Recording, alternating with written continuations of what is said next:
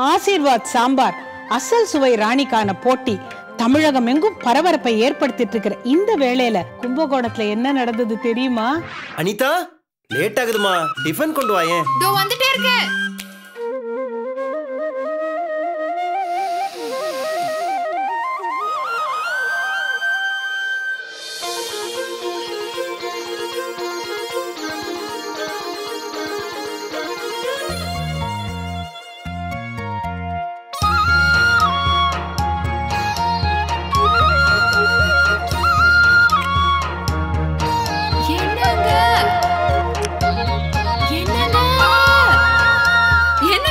எப்படி இருந்துச்சு?